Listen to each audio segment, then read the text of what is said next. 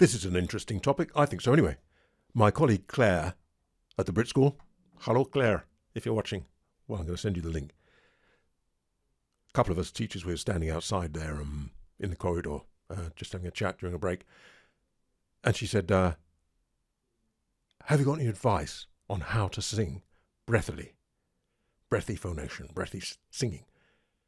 I thought, well, I think I did do it in a video some time ago, but I didn't pay too much attention to it of late because most people don't want to be breathy, particularly the musical theatre ones, but they want to be quite focused in their sound.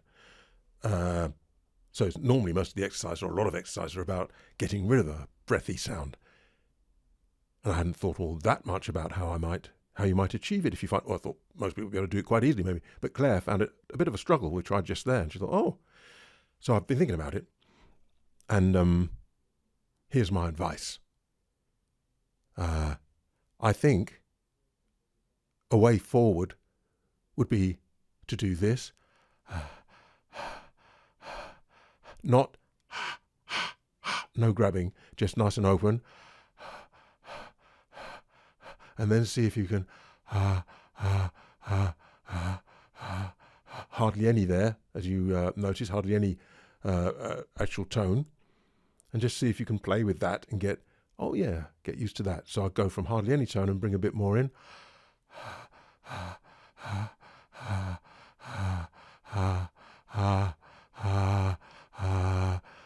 Now I'd call that breathy.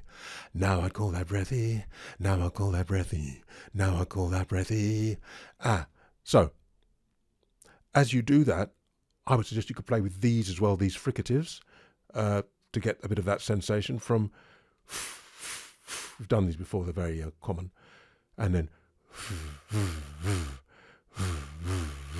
Some people, when they do those, they tend to grab, doing that. No, you're thinking there with your resistance, and this just there, fluttering in the breeze, I say.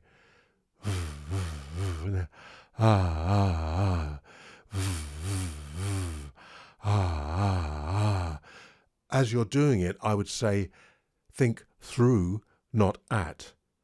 So don't think at this, think through it. And as you think through it, this just does that. Something else that I've mentioned before, I think, is some qualities, which is deflated breathy and supported breathy. What I mean by that is, if you just imagine a balloon and it's just deflating, a little bit of a thing on the stopper to stop it all coming out in one go.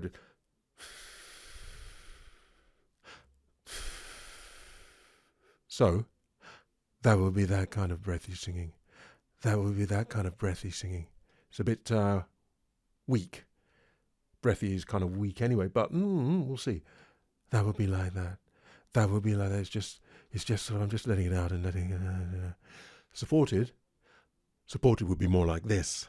Supported would be more like this. Supported would be more like this. It's still breathy, but it's got some support underneath it. Even if I go up higher and keep it breathy, but it's got some support underneath it. If I take the support away and I go up higher and it's breathy, because there's not that cushion, this tends to close and it all gets a little bit.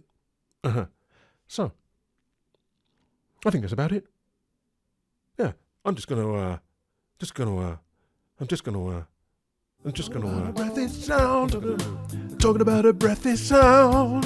Talking about a breathy sound. Yes, I am. Talking about a breathy sound of breathy. Still, I have to breathe a lot because when it's breathy, uses a lot of air. Uses a lot of air. A lot of air is escaping. The air's escaping in the sound of the breath, as well as actually the tone as well. In the sound of the breath. I believe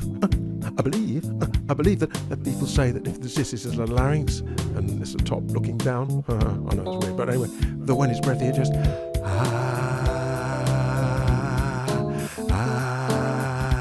vibrates, but it doesn't quite meet. So you've got a constant stream of air coming through the middle. Or some people say, I think it depends on the person, that there'll be a gap somewhere. It might meet somewhere and then there'll be a gap. So again,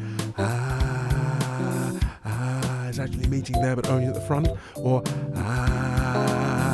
when it meets, we get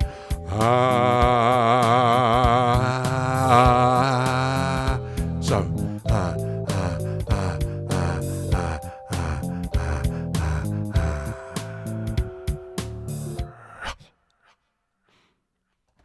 I hope that makes sense and is of some use to Claire and to some of the rest of you. Okay, see you next time.